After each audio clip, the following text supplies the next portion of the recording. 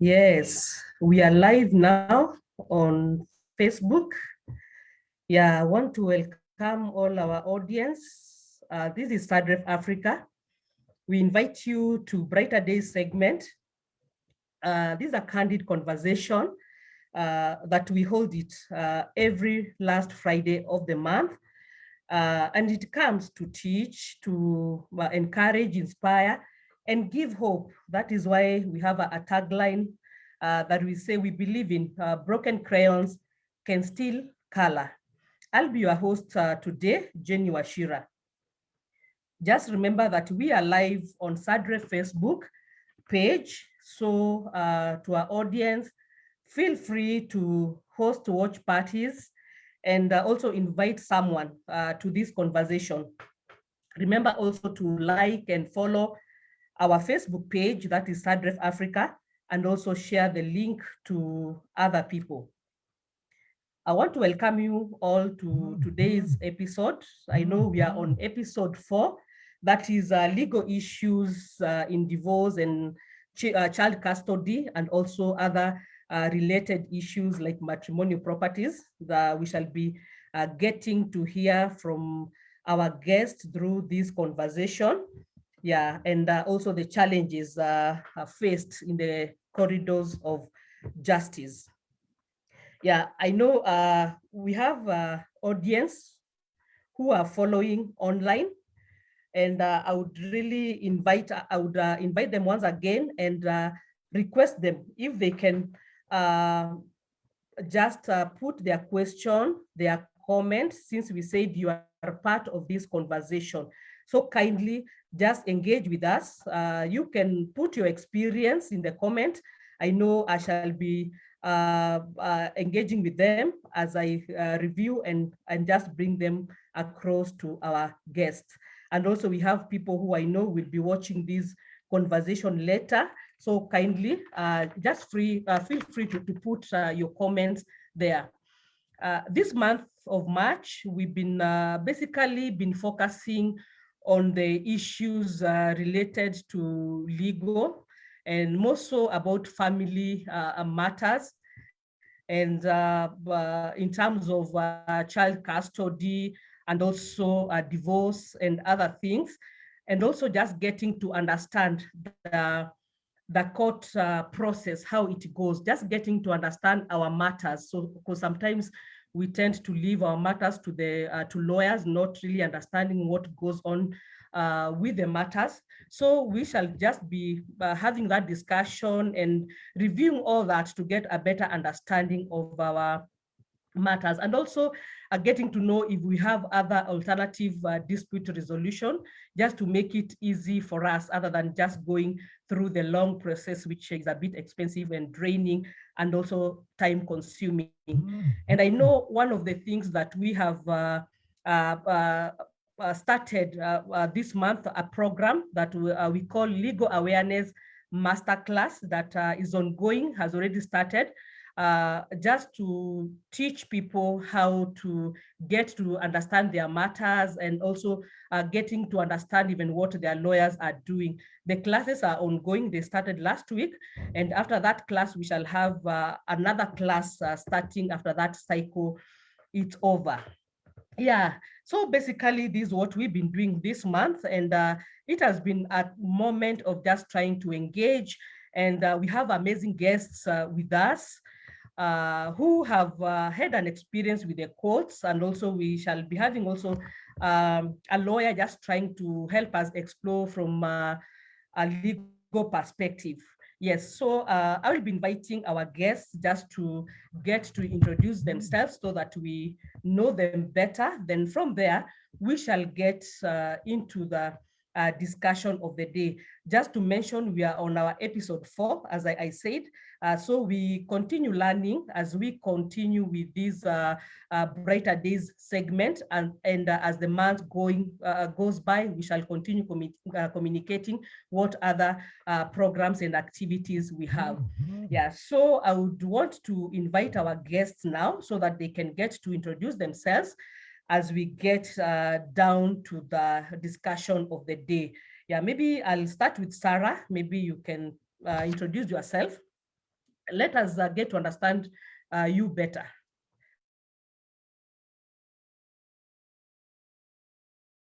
Unmute, you're muted. Yes. Good evening, viewers. My name is Sarah Neriru.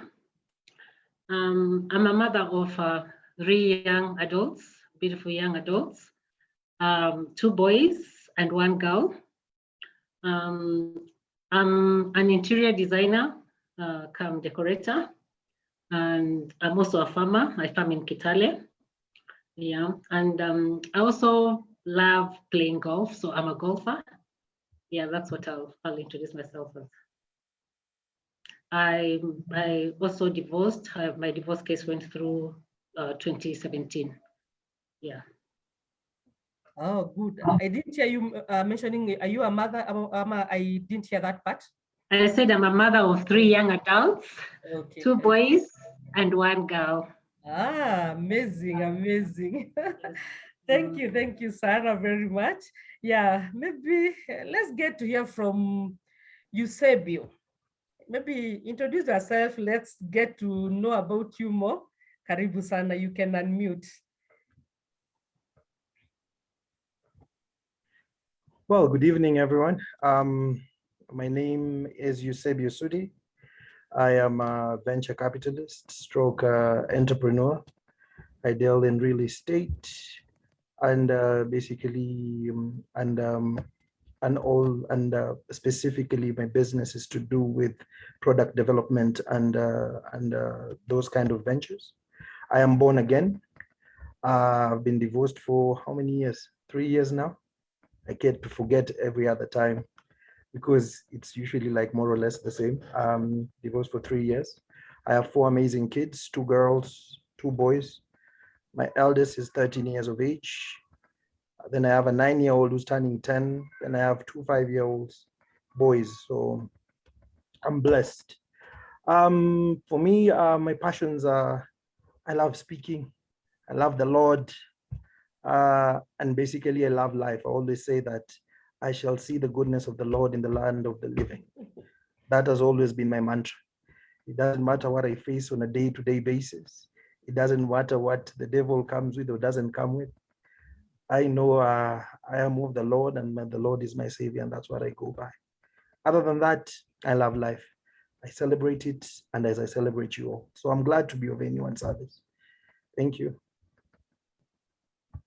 Wow, I love that intro. Eh? Yeah. You love life. You live life in abundance, like there's no tomorrow. I love that. Great, great. Thank you, Xavier, for that. Yeah, our third guest, Alfred, maybe we get to know you better. Welcome. Good evening, everyone. My name is Alfred Mugambi. I'm a compliance practitioner and a lawyer as well, a father to 1. I'm looking forward to this conversation to get to uncover some of the complex matters in family law and get to have an understanding for our viewers so that going forward they are guided on how to approach some of these matters. Thank you. Yeah, nice. Thank you so much, Alfred. And I believe that we will all have a very vibrant and candid discussion so that we get even to help and assist our viewers who maybe are going through similar challenges. And I know Sarah and Eusebio, you have mentioned of just having that experience in the courts, and we'll be getting maybe to hear a bit of that, your experience, just to understand where you have come from. Yeah, just more than just seeing or knowing you. You would like to know maybe a bit about yourself, your story that have brought you this far, and even that has gotten you now to getting cases in court. Maybe I'll start with Sarah. Okay. I'll start by saying I was married for quite a very long time. I was married for 24 years, 3 years cohabiting, and 21 years legally. And our marriage was very okay at the beginning, very smooth. we enjoyed our marriage. When we got married, I got my kids one after the other very fast. And then things were okay until after some time, we started having issues that we thought we could solve. But every time an issue came, there was a lot of verbal abuse and physical. And I remember I would always go back and say, then I go back to my parents, and then we'll discuss and go back. But over time, it became like a norm, that would happen quite often. And that's when I realized that it's going to be serious than I expected. But I didn't think it will go up to the point of divorcing. I can say I had a very tough 10 years. My last 10 years of marriage were very, very, very tough, because in 2013, 2014, we were separated because of the issues that we couldn't resolve. And so I had to go back to my parents. I lost my dad like 2004, so I went back to my mom's home. And I thought maybe I'll give it time to solve it. And then, but I realized that it wasn't going to happen. And 2015, I decided to move back to my matrimonial home because I'd left my children back, and they were teenagers at that particular time. So I would still go back and see them because I was allowed to go back and see them, but I was not allowed to stay there. So I would go back and see them and then go back home. But this time, because I realized, no, things were not working out, and I decided to go back to my matrimonial home. And then after that, I was again not allowed. I was thrown out, and that's when I decided now to seek a legal advice. And so I went to talk to my lawyer, and my lawyer advised me, for me to stay in that home, I needed to have a legal way of going back. And so I went to my lawyer, and then we got a restraining order. And then that one made me go back to my home. But I was advised by my lawyer that I cannot, restraining order had to have a supporting document. And that's when we decided that if that's the case, she advised me that I have to file for the divorce case. And that's when I filed for the divorce case. I didn't think the divorce case will go all through, because I thought maybe he'll say, let's come and discuss about it and solve issues, and then we go back, because our children were big, and I didn't think it would go that way. But he didn't have an issue about the divorce. He actually was okay with it, and he said that we go all through and file for and finish the divorce case, and we divorce. And that's actually what happened.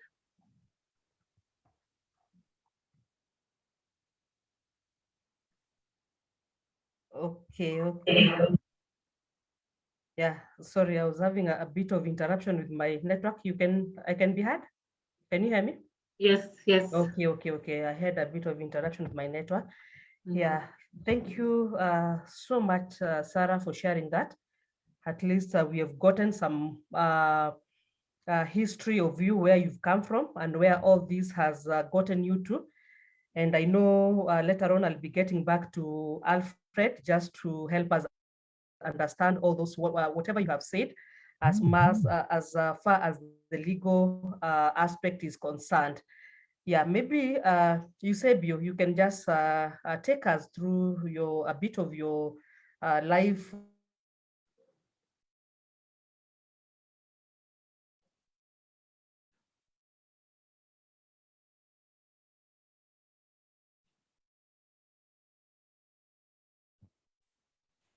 Jenny, you disappeared. Oh, sorry. You can hear me now? Yeah, now I can hear you. Oh, sorry. I think so. Yeah. I was saying now you can take us through your life history kidogo, just to get to understand where you've come from and how you got to where you are at. Oh, cool. Well, I was married 13 years.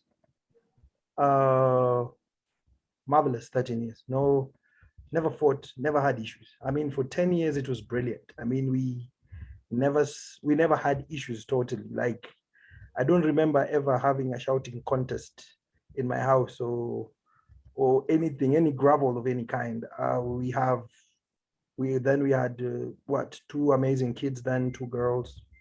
Never had an issue. When my son, my third born, they are coming along is when now we had a bit of issues. So probably I thought it was one of those, I don't know if there's a prenatal depression or something. I mean, that's when we got issues. This was in the year 2015, 2016. That's when we started having a bit of trouble in trying to understand what this was. And I mean, it had been what, like 10 years. So we always knew that we'll always overcome because we're very resilient. And my ex-wife is one of those people who forgives fast and never holds anything inside. But with our last bonds, I think so much happened, and some of them I couldn't understand or I can't explain even till today. But at least these days we get to talk and we get to see and I get to understand where some of our the scaffolds and some of the misunderstandings and the miscommunications actually developed from. So in the year 2018, we separated. I remember it was 2018, July 28th. That's the day we decided that I move out of our matrimonial house so that she can get to keep it with our kids. So I moved into one of our apartments and for a bit, and it was all good. I mean, she needed her space, I needed mine, and we decided to do that. Then in January 2019, we decided to come back and live in the same house. However, it's in the same January that my court cases begin. That's when my custody battle for the children began. I did not know. I thought we were getting along. Then out of the blue, I'm being served papers. I mean, have you ever been served papers in your own house? As in, I'm seated on right here. She's seated right across me, being called at the gate to go sign for documents that have been delivered. I'm coming in with them and I'm asking, oh, so we're doing this. And she's like, what do you want me to do? I'm like, I don't know. We are here, so we're not going to talk about it. So, and it was like, okay then. So I checked on the papers, called my lawyer, immediately got a rider to take it to my wakili, and that was that. So that was for the children. So we started with the children. Then I think 3 months later, we decided to get now into the divorce one. So when we started on the children, maybe it's able to interrupt you a bit. No problem. Sorry. Am I clear? Can I go on? Yeah, Hello? maybe to interrupt you a bit because we will come later into the details of the matter. Sorry. Yes, so how I can they just went. explain it. Yes, So, at least we got to there because I wanted now Alfred to come in and just try to help us understand what. So let me just explain the two areas, then I leave it. Yes. So basically, my children's custody battle began in January of 2019. Then by March, we already got orders and everything. We're still living in the same house. Then my divorce started in June 2019. Still living in the same house. Then the decision came at the end of June. So we were divorced by the end of that June. We still lived in the same house until July. That's when now I decided to go my way and she stayed there. And since then, we've lived in harmony and happily apart ever after. Yeah, you make me laugh, you say, because I can imagine your scenario. It's very, very unique that all this is happening while you are in the same house, Oh, yeah. And by the way, at that time, you don't even think of anything harmful that can happen to you, because at that point you are sort of enemies since you are against each other, and again you are sharing everything under the same roof, So I just take it. We used to go for shopping and dinner, and all this is happening behind the scenes. Like we were like, I think the most grown up, almost divorced people that you would ever find. I mean, it was like the most ridiculous thing However, I mean, I wouldn't say that it wasn't tough, or sometimes we didn't get those, but I chose not to be afraid, because at the end of the day, I mean, she's my spouse. If anything happens to me, I mean, you'll definitely know it's her. If anything happens to her, so you'll definitely know it's me. So I think that gave us that comfort, and that we were okay. I mean, we would watch movies with our kids, and we had nothing. We only slept in different rooms, and we met in the corridor like every other morning and evening. We would say good night, and everyone goes, and we were okay. I mean, it was, and it's been like that till I can say this day. I mean, we still talk, we still vibe. I still get to see my kids. Like, unfortunately, there's COVID. Others, I used to see them every single day, drop them home, have some tea. Then I go wherever I'm going. So I've never had any of those. Thank you. Thank you. Thank you. Wow, wow, yeah. So I know we have audience who are listening. Kindly, we agreed the audience are part of this conversation. Kindly put your question, your comment, your experience. I shall be reviewing them as we continue. Yeah, and thank you so much, Sarah and Eusebiu, for sharing your experience. Now I'll ask Alfred to come in from a legal perspective, and maybe anything that he has picked from what Sarah has shared. I know she has mentioned of different cases, and also you said, maybe he can talk something about that before we go to the next line. Thank you. Thank you, Jenny. Maybe I can start by laying the context of no one goes into marriage with the expectation that it's going to end. It's always, like Eusebio says, a forever till death do us part. And unlike other transactions that have legal implications, say you're purchasing a house, you always want to cover yourself. What if the developer turns on me? What if I need to have that recourse to get my money back or to still get my house? But in marriage, and Sarah and Eusebio have highlighted this, there's bliss in the initial years, and most of these decisions being made during this period are out of love. There's no second thought of, what if we divorce? So this is what creates that complexity when it comes now to filing the divorce, and you're shocked when you're served with the papers, and then you have to get into battles of child custody and matrimonial property. I would say the divorce petition is not as contentious, especially when both spouses are for it. So what will happen is they'll just throw counter accusations against each other. So mainly there'll be three cases in the family law context, which would be the divorce petition. Then there is the child custody. Now, to determine who gets to be the primary parent with the children and who has visitation rights. And lastly would be what Sarah pointed out regarding matrimonial property, but this one now comes after the divorce has been instituted. So without a divorce decree, you cannot proceed to have a matrimonial property case. However, the child custody case can run concurrently with the divorce proceedings, where you go and file at the children's court. And it's the work of the court now to determine who gets to have custody of the children and which parent will have visitation or have to come in, or the children will go to visit them. However, it's important to note that our constitution recognizes parental responsibility as joint. So there is a misinterpretation among couples that joint responsibility, and particularly you find mothers suing fathers just for financial support, without forgetting that parental responsibility is more than financial.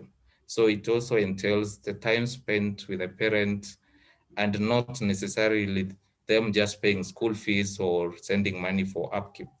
So when the court intervenes in such a scenario, it's to try to bring all these other aspects and not have a situation where someone is keeping the children from the other party, or where one party is not supporting their children. I think that's what I can say at this point. Mm-hmm. Maybe Alfred, to throw a question back to you. I don't know why, because I know I've been in the court corridors. Sometimes the courts look like they favor the mothers, or rather like the mothers have an upper hand as far as the children are concerned. Yeah, I don't know how why mostly it goes like that. Maybe you can just explain something about that.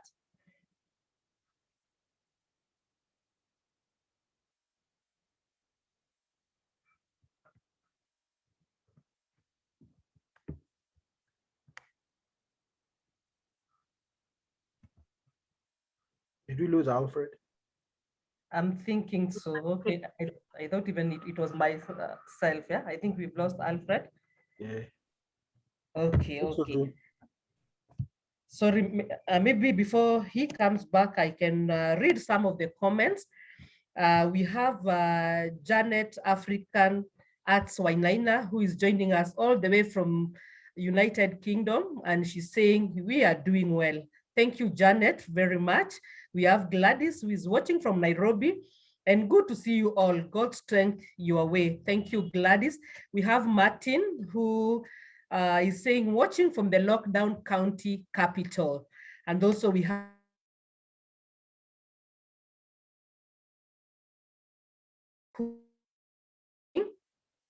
keep your comments coming. We shall review them as we continue with the discussion. Yeah. Before Alfred comes back, maybe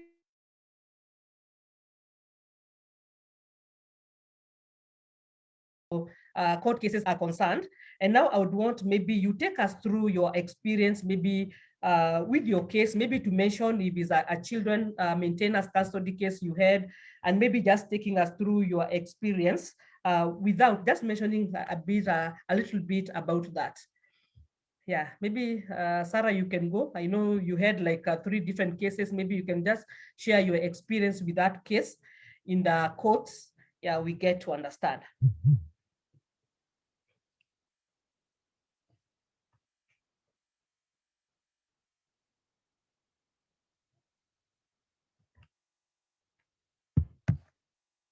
Sarah, you can hear? I think we lost Sarah as well. Wow, okay. Yeah, because she looks like she's still. Yeah. Yeah. I don't know why it's Ah, not there so she is, clear there she is. like well. Yeah, Oh. quickly after the divorce case went through, it's unstable. Can you hear me now? Yes. Can you hear me? Okay, Yes. sorry. Yeah, it's hanging. I don't know why the network is not so good. Sometimes it's hanging. Okay, I'm saying I have had almost a total of 4 cases in court.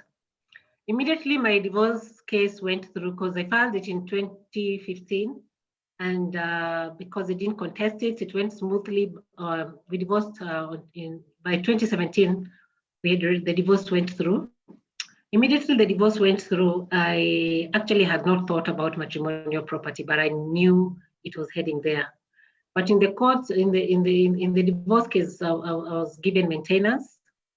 But he contested about it, and he appealed about the maintenance. But all through what actually I'm going to say, just the same way you say, Bill, said, we were living in the same house because remember I was out of the house for 2 years, but after getting the restraining order,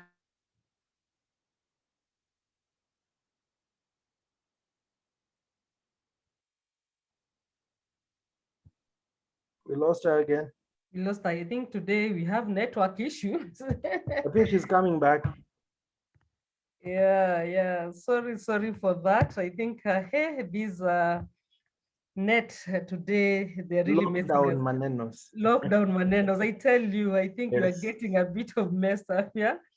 A bit. that's Yeah. back. So the divorce that's- case was going through and was a corridor, but we will not talk.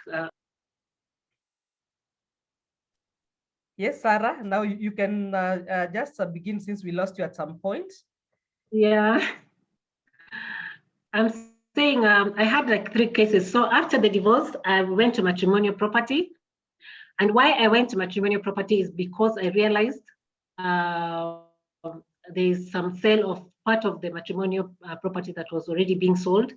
And so I had to rush to the matrimonial court, family division, so that it doesn't go, it doesn't continue.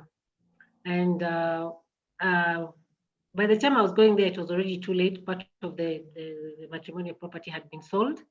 But what I can say is that sometimes when we go, we file these cases, we are emotional, you know, like I was like, didn't understand why I was doing this. So I rushed to court. And we thought we will discuss about it, because even the judge then who was handling this case mentioned that we could discuss it outside the court. And I thought it was a good idea. But while we were still discussing it, something else came up, and then there were other third parties, you know, who had to be enjoined in this case. While we were still continuing, we were advised about the mediation. And we thought that we give it a chance. But what I didn't understand, sometimes we are not told about what happens in the mediation. So first of all, I actually, I would say this, that my lawyer did not explain to me fully what it is all about. All I knew is that he says what he wants, and I say what we want, and then we discuss. If we agree, fine. If we don't agree, we go back. But I think even maybe the judicial, before someone files for a divorce case, or maybe even for matrimonial, I think they should come and say, you know, being, you know, educated about the mediation. And also the period of time that you were given. I think we only searched twice, yeah? So there was no time to think in between. But when I look back, if I was like advised properly, I would have gone for mediation anytime. Remember, I filed the case from 2015. Now I've started filing another case for 2017. Because the mediation didn't go through, and because of not being directed properly, it went on until, is it November 2019? And that's when the matrimonial case went through. But I would say that even if we finished the case, I was not first of all satisfied, because I feel sometimes we talk to the lawyers and explain to them what we want, but sometimes they do what they want, not what you want. And because you don't know the law properly, you let them run with the case. And I felt that was the case with my case. And I look back and I feel like I've wasted almost 7 years. You can imagine, it's almost, that's why I say it's almost 10 years. Before that, there were issues, and then in court for 7 years. You cannot do anything. You can't think straight. Your children are also getting now caught up. They started having issues, yeah, emotionally, you know. And I would not want anybody to go what my children, especially. I feel like we concentrated in fighting, you know, between the two of us, and forgot that the children were even more suffering more than we were suffering. Yes, so that's what I would say. And because even after the matrimonial property, because I was not, I felt like it was not determined properly. I had again to file for an appeal on the matrimonial property case.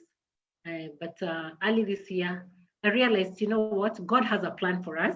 Yeah, we plan, but God goes before us. And I said, I don't want to continue with the cases, because at the end of it all, you can, after winning if you win the case, you'll think that you've won. But at the end of it all, nobody wins, because I am hurt. Yeah, you got what you wanted, but what have you gone through all these years? So it's something that I would not want anybody to go through. And if given a chance, I'd advocate for mediation anytime than running to fight for a case. Sarah, thank you so much even for just bringing that out. Because as you were sharing, I thought even of a statement I put in the message this morning, that law is like a double-edged sword. In one end, it protects you. In the other end, it bites you, you know. So sometimes as you expect to get maybe a favor or just to win the case, maybe it goes the other way around. And sometimes it's really hard to understand law, as you say. And I know I've also been a victim, just having so much trust in a lawyer to represent me, only to find that at the end, I did not really got to be represented well. In fact, I got misled since I did not understand. And that's why I think I took it passionately, that I really need to understand my matter. I need to peruse through my file and just get to understand all these, yeah? Yeah, welcome back, Alfred. Sorry for the internet issues. Yeah, I know we lost you at a point when I had asked you a question. Yeah, you can hear us now? Yes, I can. I think you were asking why the courts tend to favor mothers when it comes to issue of child custody. Mm-hmm. And I was clarifying that initially the courts held this presumption that a child of tender years, this being a child between the age of 0 to 10 years, should be left with the mother. Then from there, anyone above 10 years, the court can consider other circumstances in determining who can take custody of the child. But post 2010 and the new constitution, we are seeing judges adopt a different perspective. In fact, there was a recent case where the argument the mother had fronted was she should be the one to have the children because the father will be the breadwinner and you'll just leave the children to be taken care of by nannies. And the court said that that's not an argument that can stand because it only assumes it's a man who should be working and that the mom would just be a stay-at-home mom.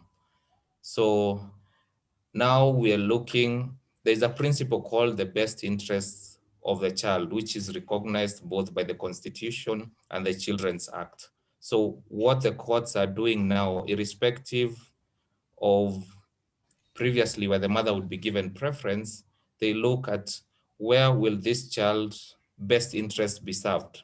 And a child for this perspective is only up to the age of 18 years. So anything beyond, any person beyond the age of 18, they would not be a child custody case. They are considered adults and adults can determine which parent they would want to live with. But the court will assess between the father and the mother, who presents the best environment for this child to be brought up, and then make a decision out of that assessment. So it's no longer purely a case of we'll give the child to the mother. If there is evidence that the father can offer a better nurturing relationship than the mother, based on the different circumstances, then the court can award custody to the father. And of course, it depends on the circumstances of the divorce. What were the grounds of the divorce? And emanating from that, who is a better fit parent to be with the children? Okay. Thank you for the lessons. I know we have taken note of that. And I believe you followed as Sarah was sharing her experience in the courts. And I think there was a lot of frustrations, time consuming. She spent almost 7 years in the corridors of justice. And I believe it was also financially draining Sarah.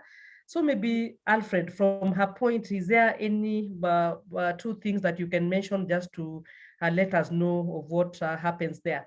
Or sometimes when it gets to a lawyer not really representing your interest?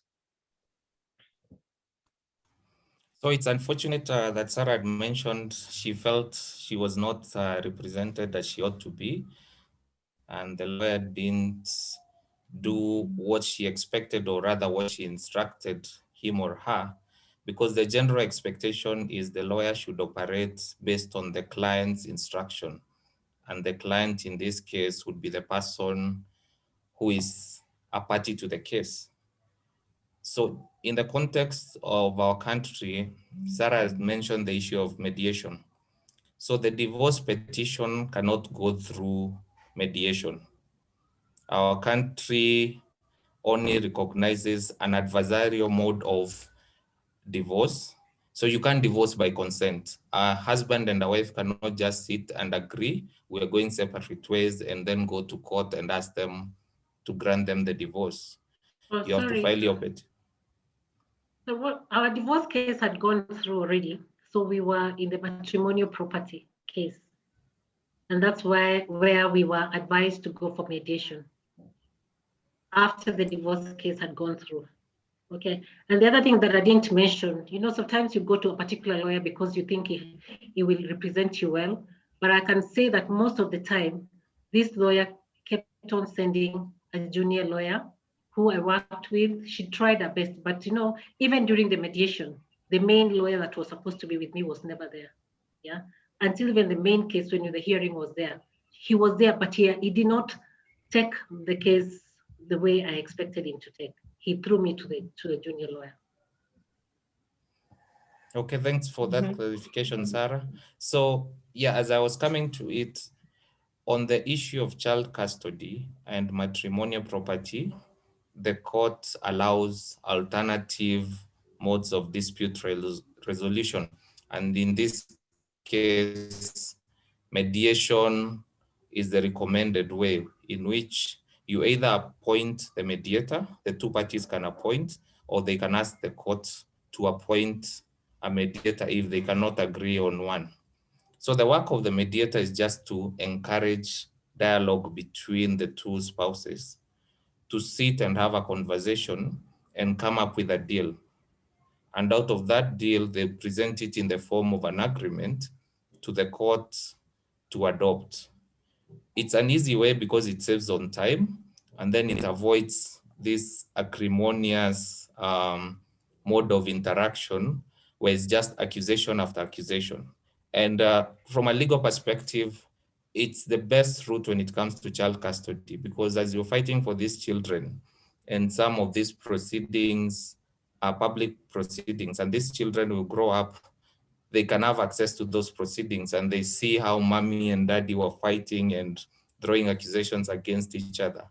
Plus, since you have to continue to parent these children together, it's best if you just sit down and have a conversation, agree the children will live with one spouse. This is how we are going to agree on matters to do with their schooling, when you can visit them, where you can visit them, which, okay, they seem like easy issues, but the problem with divorce is the amount of emotions that parties are unable to really check. It's not like any other issue. Someone has taken your piece of land or someone has stolen your car. So you're just after recovering that, but you don't carry that emotional element. So that's what makes an easy mediation become quite difficult, such that even in the issue of matrimonial property, you know for sure that my wife or husband contributed this much to acquiring this property. But because you're going separate ways, you want to win. So it's all about denying the other party as much as they can instead of giving them their rightful share. So if only spouses could recognize that, just sit, try and put aside the emotions, because the bigger part, which is you being together, which causes all this stress, is gone. So I would say you've gotten the benefit of now you can go separate ways. So you can be able to really have a cordial conversation and agree. So in this house, this is how we contributed to either purchasing or constructing. If we cannot agree on how to split it, you can either buy me out, we can sell the house and split the proceeds, or we can agree to transfer these properties to the children if that's not a point of contention. So there are really alternative ways which the lawyers, again, should be able to guide their clients on how to reach consensus. Unfortunately, some clients will prefer to just win over every aspect. So if you've instructed your lawyer, this is the outcome, I don't want her to have any of the properties, then it becomes problematic even to have, if you start from the point of, I want to deny the other person their rightful share, it really becomes a problematic conversation. But on the aspect of children, rather should be easy, because you cannot take away parental rights from someone unless you have evidence to demonstrate that they are not a fit parent. Say in the case of where there was domestic abuse, and you're trying to argue that my children are not safe being parented by so-and-so. But in the absence of that, there's really no rationale to try and get children away from someone. And I would say where either party is interested in parenting these children, just come up with a consensus that works for both of you and raise the children either way. So that's where mediation comes to at least resolve one aspect of child custody and matrimonial property. Wow, I think it's good to understand that, because I think sometimes when we go to the courts, we go with one thing of it's a competition. It's like it has to go my way. But I think you've brought it out so well in that aspect. It's just like a win-win situation. There's no way that you'll go and then just expect all the favor to go on your side. So I wish we can learn that a bit early so that we avoid all these long processes in court. And just to read a comment from someone, this is Patience from following from Wazingishu County. Karibu sana Patience, thank you. And also we have Eunice who is saying she tried court process during separation, but it was so draining. I quit the process and I'm more than happy. That's a comment from Eunice. And I think we are happy that you took that direction. So kindly, viewers, just keep your question coming, your comments, your experience, so that we continue learning from one another. Now, back to you, Eusebio. I think your story is a bit interesting.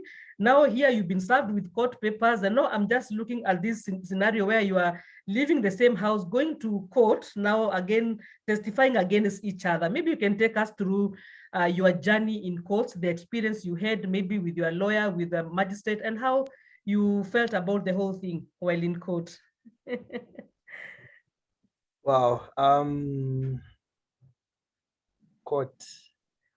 Well, as Sarah was just saying, the one thing that I came to realize, and also Alfred touched on it, it's very emotional, and it's very confrontational. I mean, one of the things that I never understood is, had we just gone through mediation even before this whole process, leave alone separation, divorce, and everything, had we just gone through mediation, if there was some sort of process whereby we could just sit down and agree on certain modalities on how we want things to go forward, things would have been very different.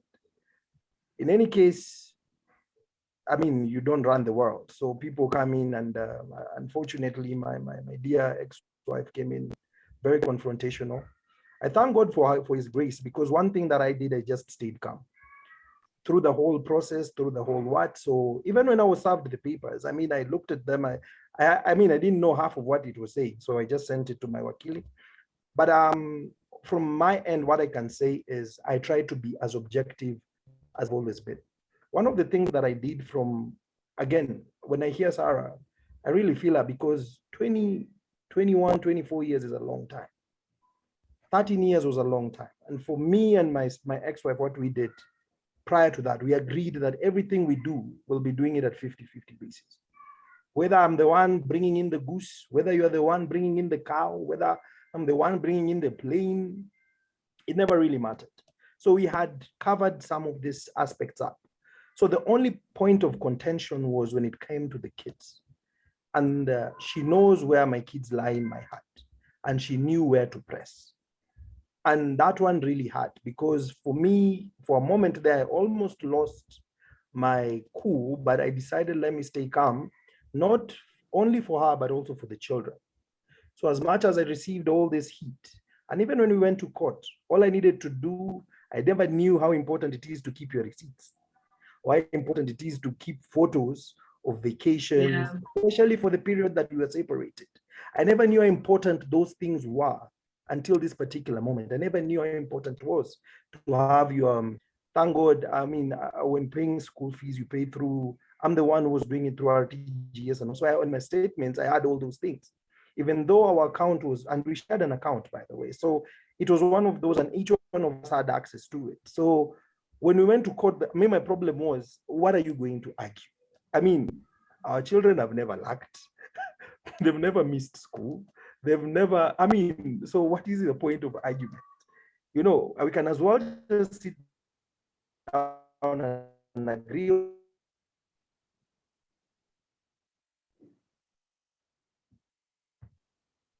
how to go. And at the end of the day, that did not suffice when it came to court. And court was very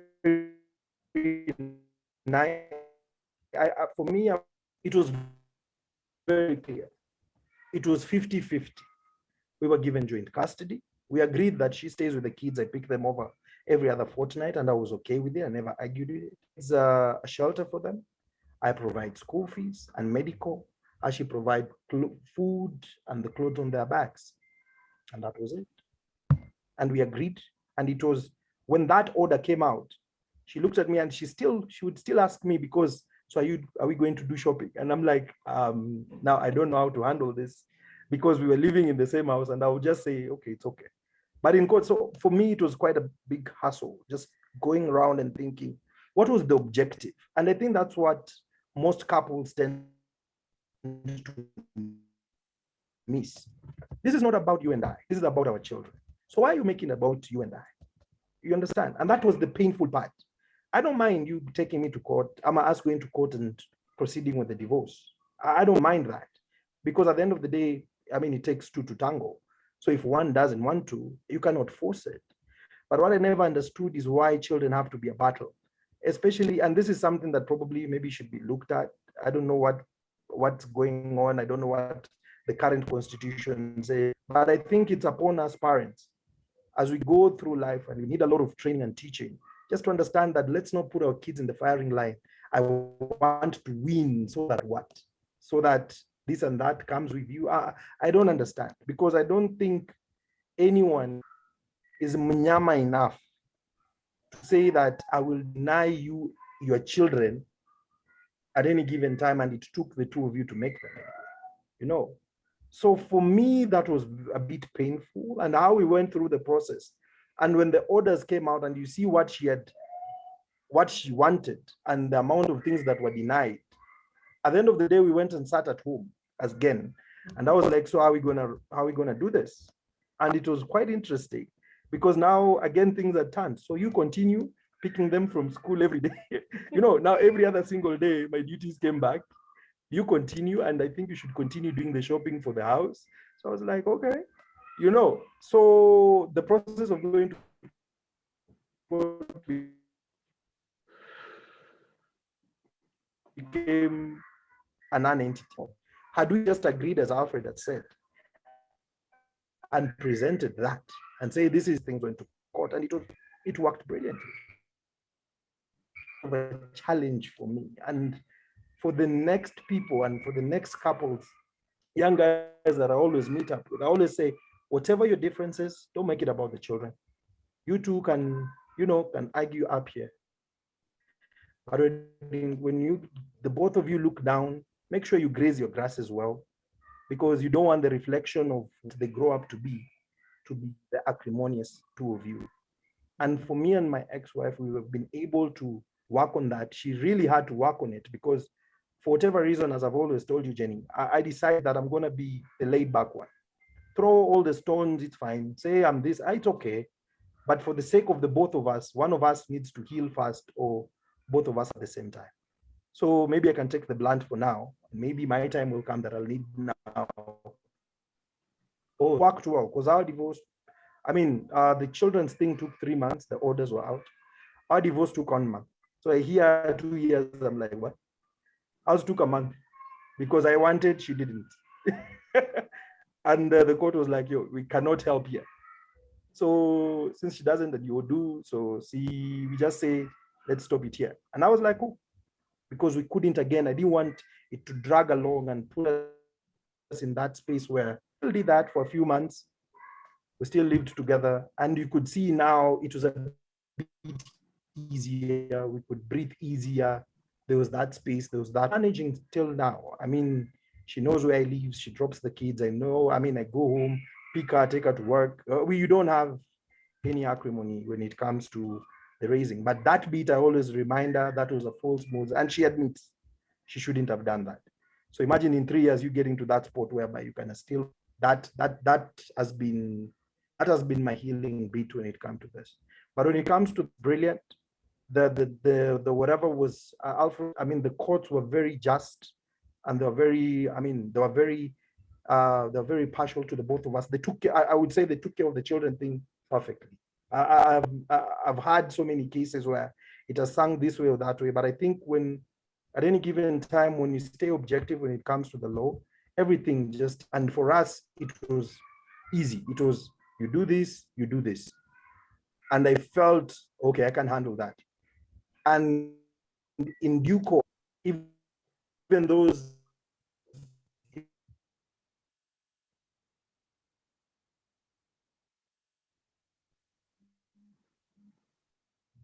You have lost you a bit, or is it my end? sorry. Okay. Yeah, you said we can hear you now. Oh, so with the divorce, I didn't like it, but again,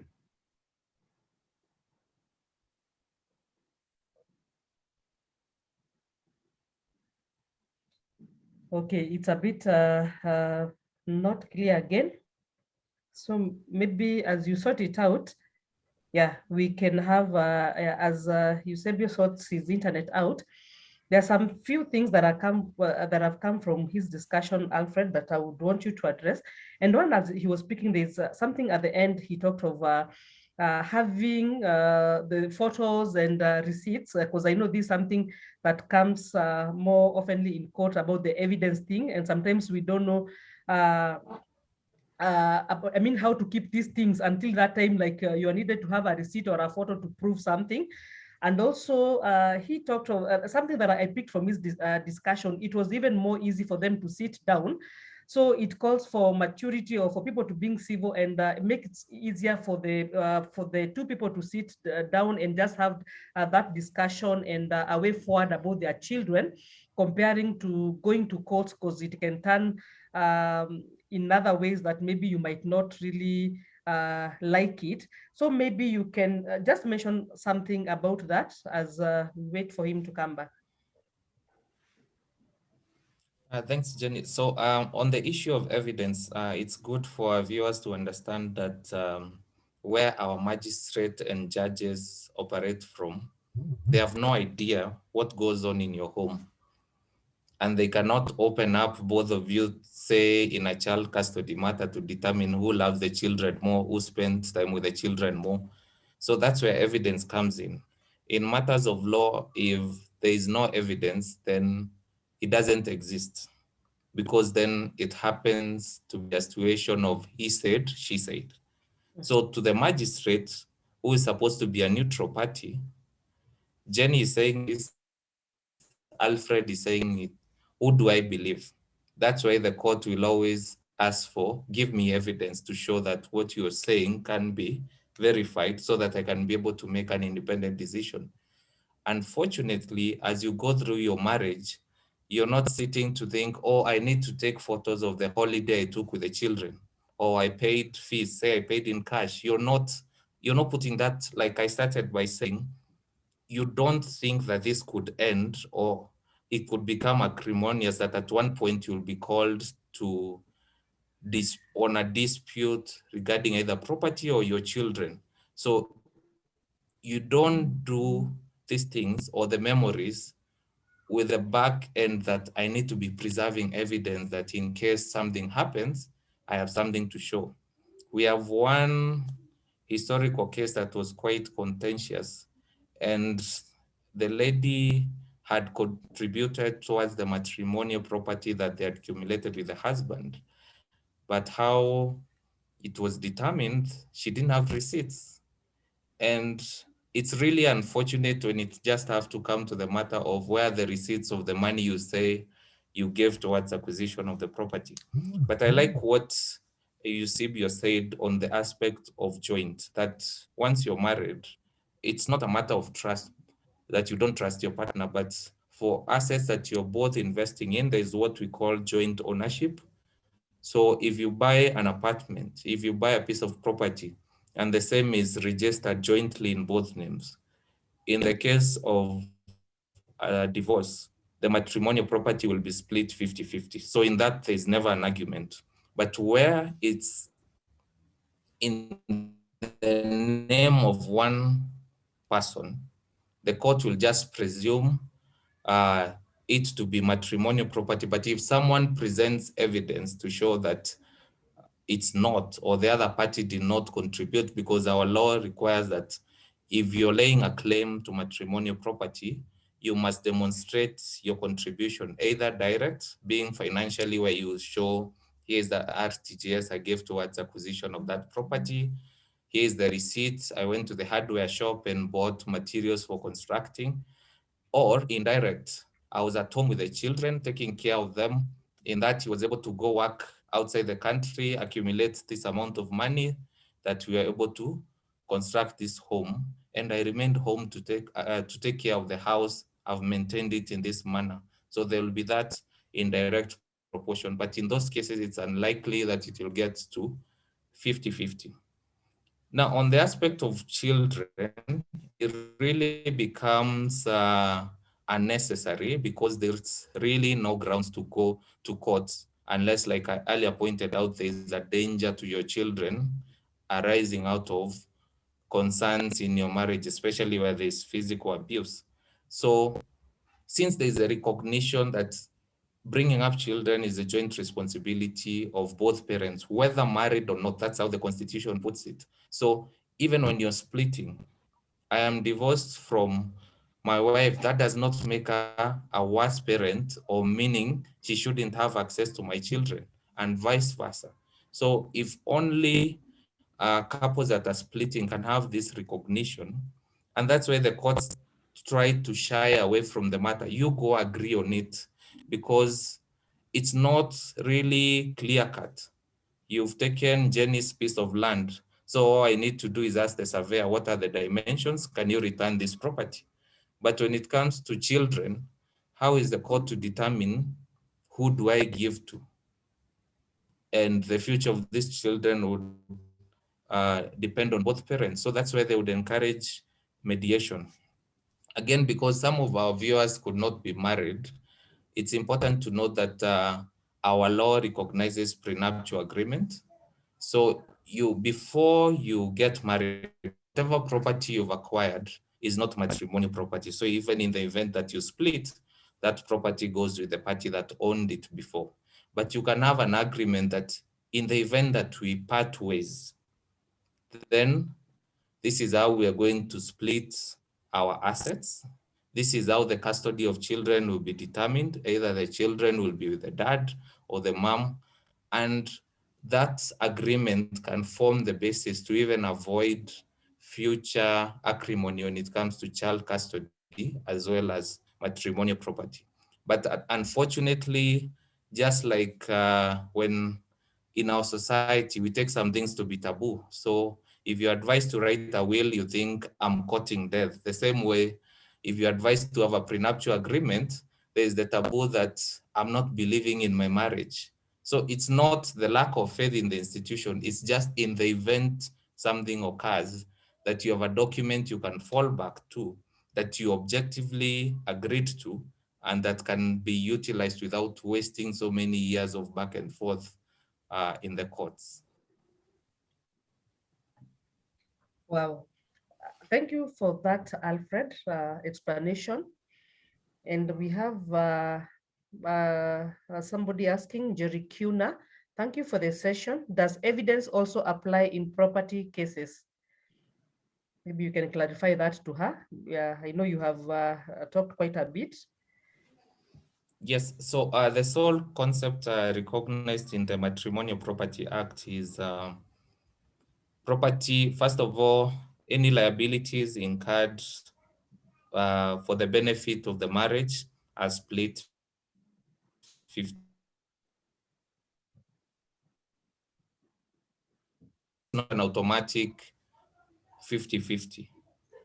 You'll have to bring evidence to show how you contributed towards either the coming up of the acquisition of this property, or how you've taken care of this property across time. So it could be I didn't contribute to the construction of the house. But in the course of time, I say I've done improvements that I've paid for. And with that, there'll be evidence required, because then the court has to verify the statements that you lay claim to, so that they can be able to make an independent assessment. So yes, evidence will be required, particularly in matrimony property. Okay. Yeah, thank you for that, Alfred. Yeah, so as we come to almost wrapping up, I know we've had a lot of discussion, and we've heard from Sarah, from Eusebio, and there are things that we learned, the lessons that we learned from our experiences, that maybe even we would wish to advise our viewers. Maybe we have people who have their matters in court going on. We have others who are maybe planning to file. Maybe we can have some few lessons that you learned. I know the first time maybe we made a lot of mistakes by being there. Maybe it costed us a lot of money, as we did not expect that. We had lawyers who maybe did not do well as we expected. And also maybe we spent so much time in court, Maybe there are a few things you can maybe tell our viewers, for those maybe who are having matters in court or planning to file, so that they can get help during this time. And also maybe if you have one alternative dispute resolution method that that you can also bring it across, I think it could also help. Maybe I can start with Sarah. What I would advise to people who are going through issues in their marriages, before you decide to go and file a case in court, see if there are ways you can sit down and just solve them amicably. You can leave the marriage. If the marriage is not working, it's not working. But when you're doing this, always put your children at heart, because we take a lot of time fighting, and in the meantime, the children are also suffering. One thing I can tell you, I know my kids went through a lot, and being now they were teenagers there then, and that's the time they're very sensitive, and that's the time you need to really guide them. Yeah, so I really had to talk to them quite often and explain to them, this is not happening because of what you've done or anything. This is between me and your dad. I kept on advising them, because sometimes, you go, you start talking badly about the other side, or maybe about their dad. And one thing I always told them is to pray, to pray about us, to pray for us, to be always positive, yeah, and go for their dreams, yeah, not to divert their dreams because of what is going on. And I kept on telling them that, this is just for a short while, all will be well. I would urge parents to always talk to their children, because really we forget about them so much, and we're in the court battles, fighting and forgetting that they're also going through even more worse than what we are going through. Yeah. And before you do all this, see if the mediation, especially maybe for the children, I got into the children's court a bit because there was an issue, but not a major one. But we didn't go through the children's court. But if you can actually discuss about your children together, because at the end of it all, these children were not one parent brought these children up. Both of you are involved with these children. Yeah. And also, don't rush filing for a divorce case. That's one lesson I've learned. Yeah. Sometimes it's even better it's not working, walk out. And by the time you're even doing this, look for other ways, and especially the mediation. I really advocate for the mediation. Thank you. Wow, those are really, really good advices that you have learned through the mistakes that you made. And I'm sure our viewers, they have picked one or two things that can help them in their processes in court. Yeah. Yeah, maybe Eusebio, you can share with us maybe lessons learned that you can share with our audience. Yeah, something that can help them. And if there's a way that you can advocate for, a way of resolving the dispute. Well, first things first, God hates divorce. Plain and simple. Maybe if we get back and understand why the guy who says he so loves the world, it's divorce, that would be a very good starting point. But it is what it is. And what lessons learned were, let's in whatever we do, we need to be objective. We need to be very objective.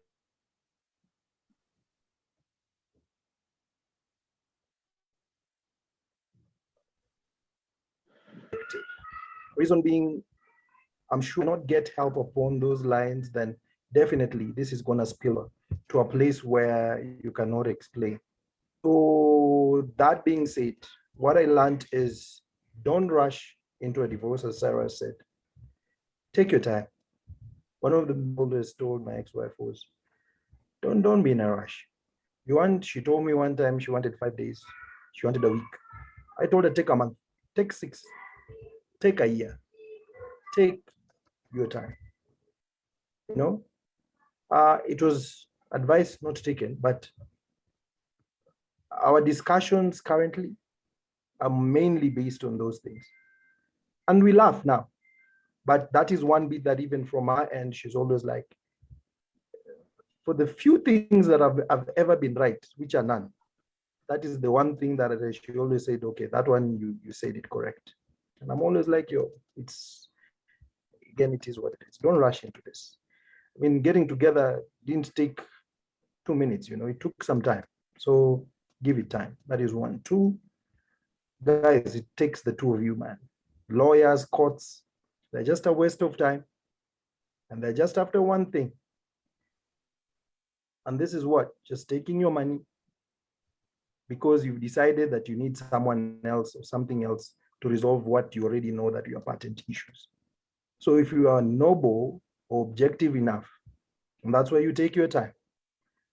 So it's better when you sit down, look through these things, see through and see what are the benefits. And I'm saying this because in 3 years ago, I lost my dad. And my dad and my mom separated in the year 1992, when I think I was around either 10 or something. And my mom told me one thing, because this was after now my divorce has gone through, and she told me one thing. And to this day, I always tell any other couple that I meet. She told me, had she known what she knows now, then she would have never taken that approach. And we're talking more or less over maybe 30 years. You know what I mean? But that's what she's saying now. Had she known what she knows now, then the route of going through this path, she would never have touched it. And I'm not saying that, of course, we are work in progress. So I'm not saying that when you're in an abusive relationship or in a what, you don't have to be together to parent. You don't have to. But it just takes 2 grown people to be in a certain space in their heads and heart to be able to rear and raise these kids. That's all I'm saying. The big ones, the adults, as we always say, we can find ways, we can talk about things, but let's not tusiumize nyasi just because sisi ni mafahali na tunapigana. So my take home would be, take time. If you can avoid the courts, please do. If you can avoid them, just do. Because you already have the end in sight. Both of you already know. If you know this is not going anywhere, you know this is not going anywhere. So with that in mind, talking of properties and matrimonial stuff, I don't know why people have this thing about co-owning things. Please co-own things. Co-own businesses, co-own all these things. when it comes to separating all these things and dividing them, it becomes pretty easy. I was able to let my children and my ex-wife have our home simply because it was co-owned, and I was like, okay, so where am I going to take my half? You know what I mean? I can't, so stay there. But with any other thing, the businesses that we own together, the properties that we own together, it's either we draw and you give 50-50. There are properties that I bought personally during our relationship that she did not either know about or she knew about. But till to this day, whenever I have to touch it, I have to tell her, yo, I'm moving ABCD. So what's your take? I think it's cool. What's your take? I don't think we should do that. I have something I have planned for that. And through that, being objective really helps. Emotions will always come up, but you have to be slightly objective. And one of you has to be the mature one, unfortunately, because both of you cannot be on the same wavelength. So, one, take time. Two, you can avoid the courts, do avoid them. Ownership, please. If you really love each other, co-own stuff. It'll really help. Hakutakuwa na ile someone winner takes all, winner loses, loser loses all. You won't even find reasons to fight, because what are you fighting over? So I always advise guys. I always tell my guys, and I always tell them, don't be scared. Don't write your things in your mother's names and your sister's names and your brothers and who. Write it in that particular person, and don't change your next of kin. Let her still remain the change of kin, your next of kin. Keep it like that. So they always ask me, what are you talking about? You have kids with that guy, or you have kids with that lady. Where else do you want all these things to go, So it has always helped. They always look at me funny, but I always tell them, when you think long term, it really resolves some of these mtaparukus. And Alfred would attest that you would get along the way when you go through this stuff. So for me, those 4 things, and you're good. Yeah. Thank you for that, Eusebio. Actually, it calls for a lot of maturity. I think there, as you say, there's one person who was just they have to stand out, just being so mature, because at times you cannot really be on the same wavelength. And I really appreciate even for the comments you've just given, for sure, if you can avoid courts, the better. If you can just be in a place that you discuss and just amicably just come up with something that can work for both of you. I really borrow that idea, because as you said, we do mistakes, and through the mistakes we come out better people. We learn lessons that now it makes us better going forward. Maybe Alfred, you've had all the discussion. Jenny. Maybe just as we come to an end, you can just advise our viewers. Yes, Jenny. Sorry. Yes. Yeah. One thing. The last one is pretty important. And Alfred, I'm hoping, we'll have something to say. Co-own is as good as a prenup. Co-ownership, very important. When you're in unions, co-own. Emotionally, financially, physically, it was an investment. So co-own. Thank you. Nice. Pick it up from there, Alfred. I love the wisdom I'm hearing from both Sarah and Eusebio. And first thing I can say, like they alluded to, is don't be in a rush. If you've gotten to that point when you're thinking about divorce, have you considered marriage counseling first to determine that indeed your relationship or your union cannot be recovered, so that at the point you're coming to a lawyer, you've totally made up your mind that the union is broken, we cannot recover this, we can only but go separate ways. Some couples make the mistake of assuming the lawyer will be your marriage counselor. So you'll come, I'm going through this, and it's obvious. A lawyer will tell you, either get a divorce, because that's counseling is not their area of expertise. So it's good that you made the personal decision that I want out of this union before you approach your lawyer. The other thing is all this information is available on the internet, either the Marriage Act, matrimonial property. You just need to Google. divorce process in Kenya. There'll be a write-up. You can read up on these processes, how it goes, so that when you're before your lawyer, you're just not ignorant. When they say, oh, this we can't do this way, this we can't do this way, you also have your backhand information to challenge that, but I've read on this, this is not how it should go. So be aware of the processes and what it takes, so that you can also be able to put your foot forward and say, this is what I want out of this. Again, on the issues you can agree on, matrimonial property, child custody, just become objective. I liked what Sarah said. It's the relationship that's broken. It's not the other elements. So we've agreed our union cannot continue and we're going separate ways. So we love that peace of mind. But on these other matters, sitting down with your ex-spouse, remember you love them at some point, and all these things, be the children or the investments that you have, were made out of love. So just have that objective conversation. This feel of winning that people feel they'll get out of, I've taken everything from her or from him, have attached his salary, is paying me this amount of money every month. There's really no satisfaction in that. Even the lawyers themselves will tell you that going through a divorce process or a process for child custody, matrimonial property, is emotionally draining. Yes, they're doing their job, but it's not a family law case, is not a case that you would like to handle, especially when you're known to both parties. So my takeaways would be, read up, have your knowledge at your fingertips, be ready to check your emotions and have an objective conversation with the other party. You're not being forced to remain together, but you can sit and agree how to raise your children. You can sit and agree how to split the property, paying consideration to the future of the children.